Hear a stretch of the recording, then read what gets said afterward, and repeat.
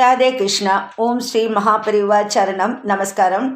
நாராயணிம்ல இப்போ 60வது தசகத்திலேருந்து படிக்கலான் இருக்கேன். ஓம் ஸ்ரீ ஹரையே நமஹ. மதனாதுர சேதசோன்வகம் பவதங்கிரீத்வயதாஸ்ய காம்யயா யமுனா தடசீம் நிசைகதி तरलाक्ष्यो गिरिजां समार्चिचन् तव नाम खतारता समौ सुदृशप्रातरुपागता नदीम् उपहारशतैरपूजयन् दयितो नन्दसुतो भवेदिति इति मासमुपाहितव्रताः तरलाक्षिरभिवीक्ष्यता भवान् करुणामृदुलो नदीतटं समयासि तदनुग्रहेच्छयां नियमावसितो निजाम्बरं तटसीमन्यवमुच्यतास्तदा यमुना जलखेलनाकुलाः पुरतः स्वामवलोक्य लज्जिताः त्रपया नमिताननास्वतो वनिता स्वंवरजालमन्तिके निहितं परिगृह्य भूरुः विटपं त्वं तरसाधिरूढवान् इह तावदुपेत्य नीयता मसनं वः सुदृशो यथायतम् इति नर्ममृदुस्मिते त्वयि ब्रुवति व्यामुमुहे वधूजनैः अयि जीवचिरं किशोरः तव दासीरवशीकरोषि किं प्रदिशाम्बरमम्बुजे क्षणेति उदितस्त्वं स्मितमेव दत्तवान् अधिरुह्य तटं कृताञ्जलिः परिशुद्धा स्वगतिर्निरीक्ष्यताः वसनानखिलान्यनुग्रहं पुनरेवं गिरमप्यदामुदाम् विदितं ननु वो मनीषितं वदितारस्मिह योग्यमुत्तरं यमुनापुलिने सचन्द्रिकाः क्षणदायित्यबलात् स्वमूचिवान् उपकर्ण्य भवन्मुखच्युतं मधुनिष्यन्ति वचो मृगीदृशः प्रणयादयि वीक्ष्यते वदनाब्जं शनकैर्गृहं गताः इति नन्वनुगृह्य वल्लवीः विपिनान्तेषु पुरेव सञ्चरन् करुणाशिशिरो हरे हर त्वरया मे सकलामयावलिम्. ओम श्री हरये नमः.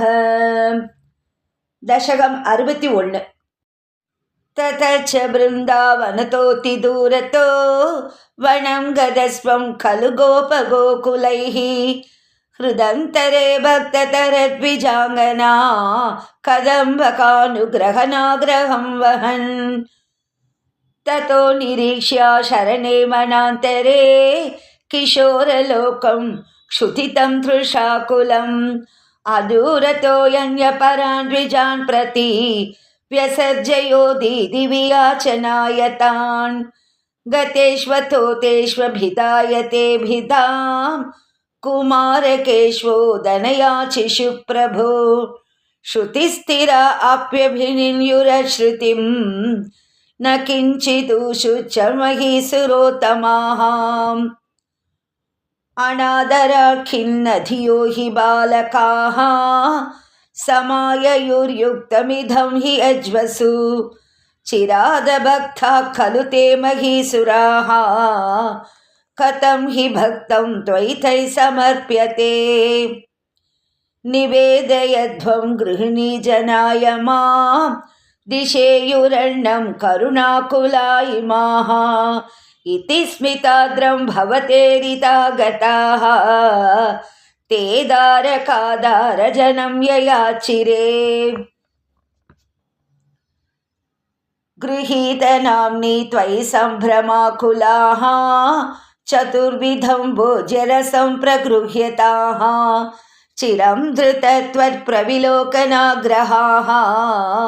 स्वकैर्निरुद्धा अपि तूर्णमाययुः विलोलपिञ्जं चिकुरे कपोलयोः समुल्लसत्कुण्डलमात्रमीक्षिते निधाय बाहुं सुहृदं ससीमणि स्थितं भवन्तं समलोकयन्तताः तदा च काचित् त्वदुपागमोद्यता गृहीतहस्ता दैतेन यज्वना तदैव सञ्चिन्त्य भवन्तमञ्जसा विवेश कैवल्यमहोकृतिन्यसौ आदाय भोज्यान् अनुगृह्यताः पुनः त्वदङ्गसङ्गस्पृहयोजतीर्गृहं विलोकयन्याय विसर्जयन्निमाः चकर्थभर्तॄनपि स्वगर्हणान् निरूप्य दोषं निजमङ्गणाजने विलोक्य भक्तिं च पुनर्विचारिभिः प्रबुद्धतत्त्वैस्त्वमभिष्टुतो द्विजैः मरुत्पुराधीश निरुन्धि मे गदान् ओम श्री हरये नमः दशकं 62 कदाचित् गोपालान् विहितमखसंभार विभवान् निरीक्ष्य त्वं शौरे मघवमदमुत्वंसितुमनाः विजानन्नप्येतान् विनय मृदुनन्दादिपशुपान् अपृच्छत् को वायं जनक भवतामुद्यम इति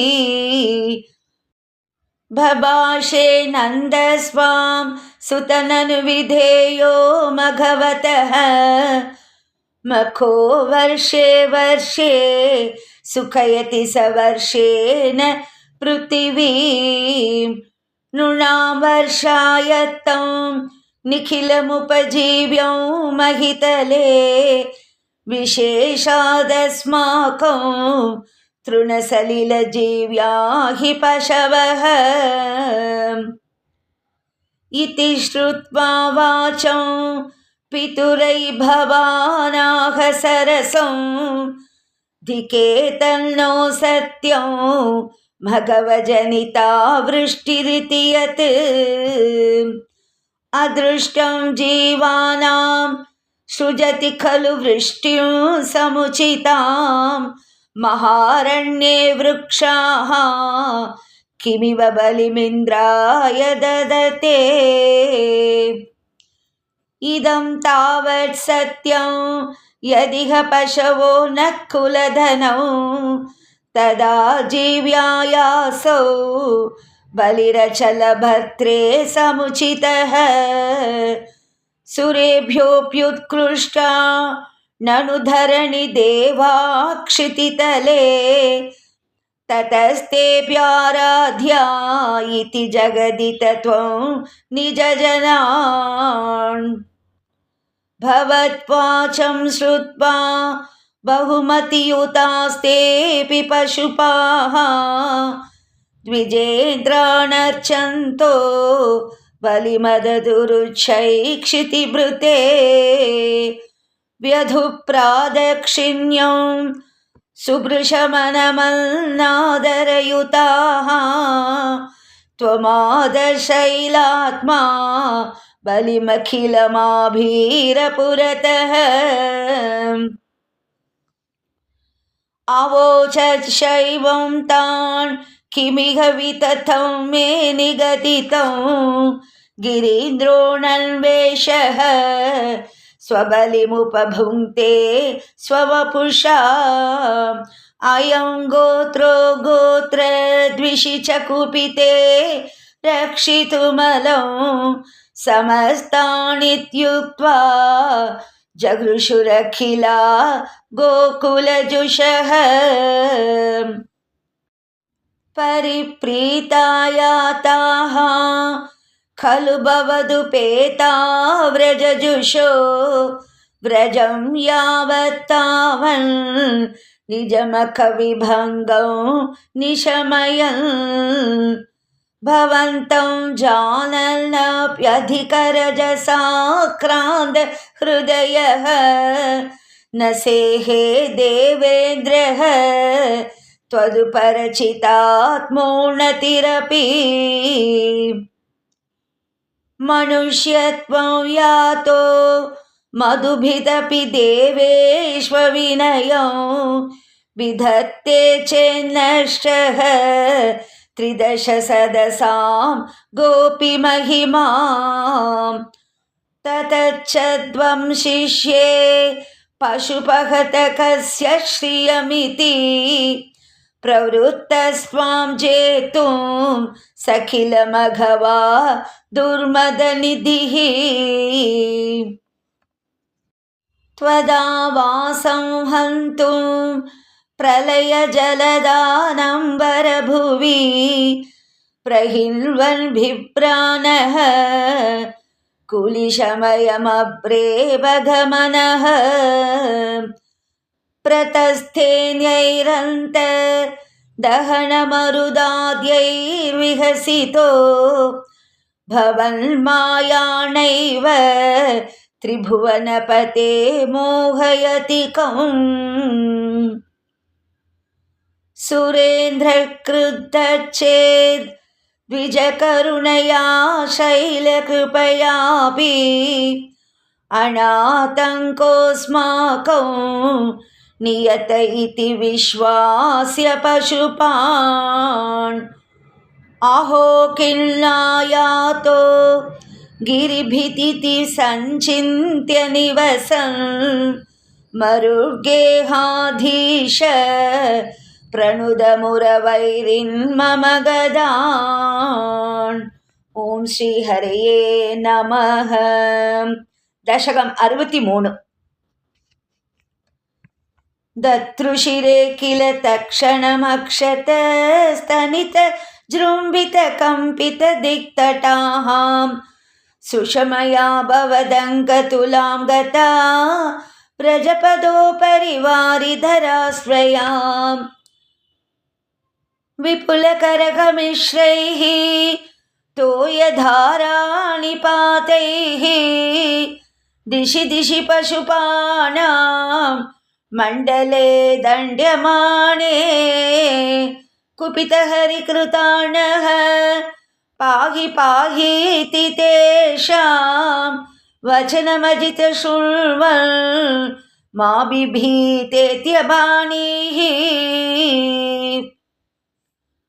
कुलैः खलु गोत्रो दैवतो गोत्रशत्रोः विहितमिह सरुन्ध्या कोणुवः संशयोऽस्मिन् इति सहसितवादी देवगोवर्धनाद्रिं त्वरितमुदमुमूलो मूलतो बालदोर्भ्याम् ददनु गिरिवरस्य प्रोद्धृतस्यास्य तावत् सिकतिलमृदुदेशे दूरतो वारितापे परिकरपरिमिश्रान् धेनुगोपानधस्तात् उपनिददद दत्ता हस्तपद्मेन शैलम् भवति वितृतशैले बालिकाभिर्वयस्यैः अपि विहितविलासं केलिलापादिलोले सविधमिलितधेनुः एकहस्तेन कण्डु यति सति पशुपालाः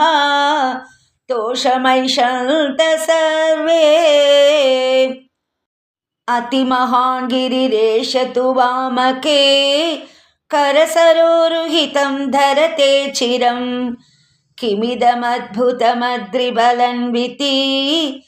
त्वदवलोकिभिरा कथि गोपकैः आहहदास्यममुष्य वटोर्गिरिं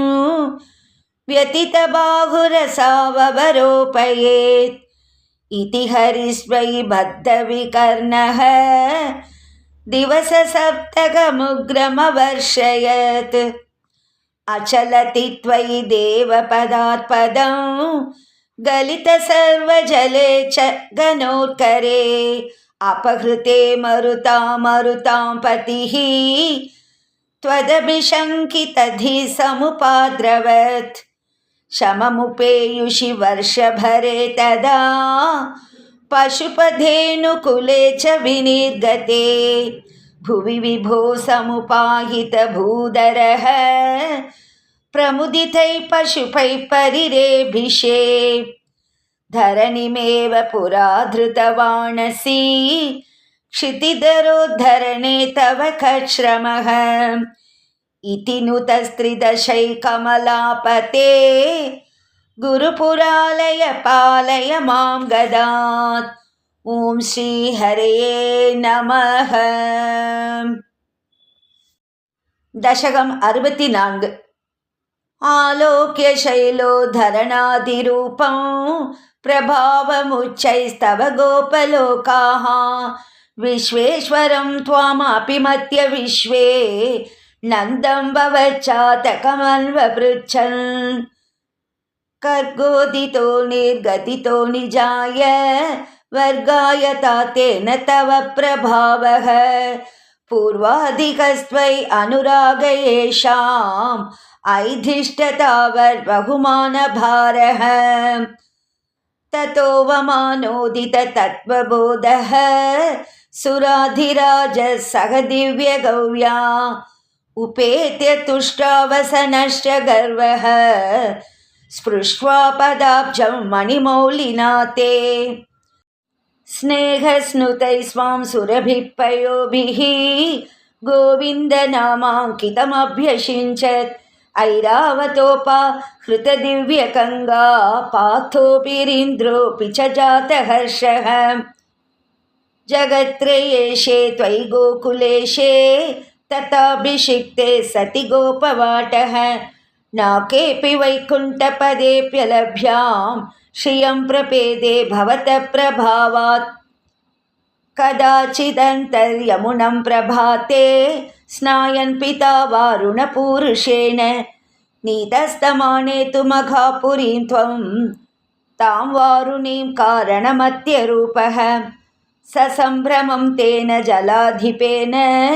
प्रपूजितस्त्वं प्रतिगृह्यतातम् उपागतस्तत्क्षणमात्मगेहं पिता वदत्तच्चरितं निजेभ्यः हरिं विनिश्चित्य पवन्तमेतान् भवत्पदालोकनबद्धतृष्णान् निरीक्ष्य विष्णो परमं पदं तद्दुरापमन्यैस्त्वमधीतृषस्तान् स्फुरत्परानन्दरसप्रवाह प्रपूर्णकैवल्यमहापयोधौ चिरं निमग्ना खलु गोपसङ्गाः त्वयैव भूमन् पुनरुद्धृतास्ते करबदरवतेवं देवकुत्रावतारे निजपदमनवाप्यं दर्शितं भक्तिभाजां तदिह पशुपरूपी त्वं हि साक्षात् परात्मा पवनपुरनिवासिन् पाहि मामयेभ्यः। ॐ श्रीहरये नमः। दशकम् 65। गोपीजनाय कथितं नियमावसाने मारोत्सवं त्वमत साधयितुं प्रवृत्तः सान्द्रेण चान्द्रमहसा शिशिरीकृताशे प्रापूरयो मुरलिकां यमुनावनान्ते सम्मूर्छनाभिरुदितस्वरमण्डलाभिः सम्मूर्छयन्तमखिलं भुवनान्तरालं त्वद्वेणुनादमुपकर्ण्य विभो तरुण्यः तत्तादृशं कमपि चित्तविमोहमापुः तागेहकृत्य निरतास्तनयप्रसक्ताः कान्तोपसेवनपरा च सरोरुहाक्ष्यः सर्वं विसृज्य मुरलीरवमोहितास्ते कान्तारदेशमयि कान्ततनो समेताः काचिन्निजाङ्गपरिभूषणमादधानाः वेणुप्रणादमुपकर्ण्य कुदाथ भूषाः त्वामागताननु तथैव विभूषिताभ्यः तायेव संरुचिरे तव लोचनाय हारं नितम्बभुवि काचन धारयन्ती काञ्चीं च कण्ठभुवि देव समागता त्वं हारित्वमात्मजगनस्य मुकुन्द तुभ्यं व्यक्तं बभाष इव मुग्धमुखी विशेषात् काचित् कुचे पुनरसज्जितकञ्चुलीका